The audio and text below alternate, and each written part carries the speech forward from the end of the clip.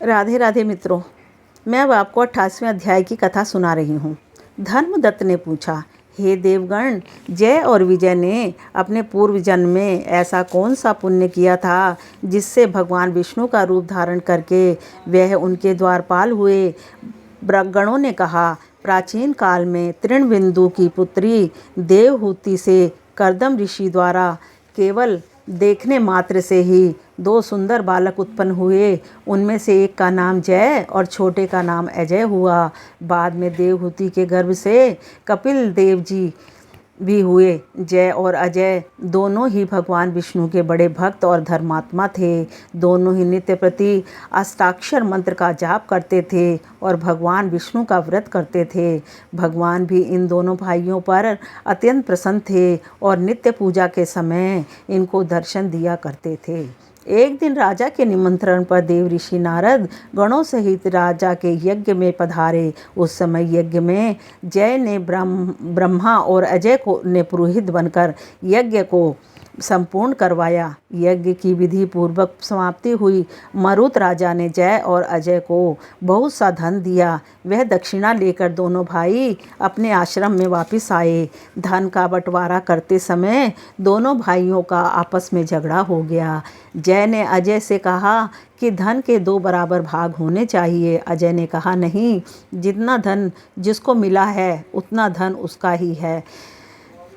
तब जय ने क्रोध में भरकर अजय को श्राप दिया कि तुम धन लेकर नहीं देना चाहते, इसलिए तुम ग्राह हो जाओ। अजय ने जय का दिया हुआ श्राप स्वीकार कर लिया और जय को श्राप दिया, तू अभिमानी है, इसलिए तू हाथी हो जा। और जब विनय नियम पूर्वक दोनों की पूजा के समय भगवान उनको दर्शन देने के लिए आए तो दोनों ने भगवान से श्राप का मोचन का उपाय पूछा। दोनों ने प्रभु से कहा, हे देव, हम दोनों आपके भक्त हैं, मगर हम हाथी की योनि में कैसे होंगे? कृपा सागर से हमारा उद्धार कीजिए। भगवान विष्णु ने कहा, मेरे भक्तों की वाणी भी कभी असत्य ना होगी। यमराज भी उनको अन्यथा नहीं कर सकते हैं। पूर्व काल में मुझे भक्त प्रहलाद के कहने पर स्तंभ से प्रकट होना पड़ा था। राजा अम्बरीश के कहने पर 10 अवतार लेने पड़े थे। अतएव तुम दोनों अपने श्रापों को भोग कर फिर मेरे लोक को प्राप्त होगे। इतना कहकर भगवान विष्णु अंतर्ध्यान हो गए। गणों ने कहा, तब वह दोनों गंडकी नदी के किनारे मगर और हाथी हुए।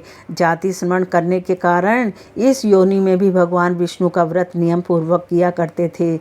एक दिन कार्तिक की पूर्णमासी को वह हाथी स्नान के लिए गंडकी नदी में गया। तब पिछले जन्म का श्राप स्मरण करके मगर ने हाथी पकड़ लिया। मगर के पकड़े हुए हाथी ने भी भगवान विष्णु का स्मरण किया। फिर क्या था, तुरंत ही शंख चक्र गदा पद्मधारी भगवान ने अपने सुदर्शन चक्र द्वारा उन दोनों मगर और हाथी का उद्धार किया और उन दोनों को अपने जैसा रूप देकर भगवान बैकुंठ में ले गए। उसी दिन से उस स्थान का नाम हरिक्षेत्र प्रसिद्ध है। चक्र के आघात से वहाँ के पत्थरों में भी चिन्ह बने हुए हैं। वह दोनों भी जय और अजय के नाम से आज तक संसार में प्रसिद्ध हैं। हे विप्र, आपने भगवान विष्णु के द्वारपालों के संबंध में जो प्रश्न किया है उसका विस्तार पूर्वक उत्तर मैं दे दिया है। इसलिए हे द्विज, तुम भी ईर्ष्या और द्वेष को त्याग कर नित्य भगवान विष्णु का व्रत करो। जगत के प्रत्येक जीव को समदृष्टि से देखो। तुला, मकर और मेष की संक्रांति में नित्य प्रातः स्नान किया करो। एकादशी का व्रत किया करो। तुलसी वन की रक्षा किया करो। गौ, ब्राह्मण, वैष्णव की सेवा के लिए हर समय तैयार रहा करो। व्रत करने वालों को कभी मसूर, कांची, बैंगन के साग का कदापि प्रयोग नहीं करना चाहिए। हे धर्मदत्त, ऐसा करने पर तुम शरीर त्याग के पश्चात हम लोगों के समान गति पाओगे। भगवान विष्णु को प्रसन्न करने वाले इस व्रत के समान फल देने वाला तीर्थ, दान और यज्ञ दूसरा और कोई नहीं है। हे विप्र, तुम धन्य हो, क्योंकि तुमने विष्णु भगवान को प्रसन्न करने वाला व्रत किया है और जिसका आधा फल तुमने इस कलाह को दिया, के फलस्वरूप हम कलाह को बैकुंठ में लिए जा रहे हैं। नारद जी ने राजा पृथु से कहा, राजन, इस प्रकार धर्मदत्त को विष्णु भक्ति का उपदेश देकर कलाह को साथ लेकर विष्णु के पार्षद बैकुंठ को चले गए। धर्मदत्त भी उनके आदेश अनुसार भगवान विष्णु के व्रत में तल्लीन हो गया और फिर जब उसका देहांत हुआ तो अपनी दोनों स्त्रियों के साथ विष्णु लोक को गया। हे राजन, जो कोई भी प्राचीन काल के इस इतिहास को सुनता है और सुनाता है, वे अंत में विष्णु लोक को प्राप्त होता है। बोलो विष्णु भगवान की जय।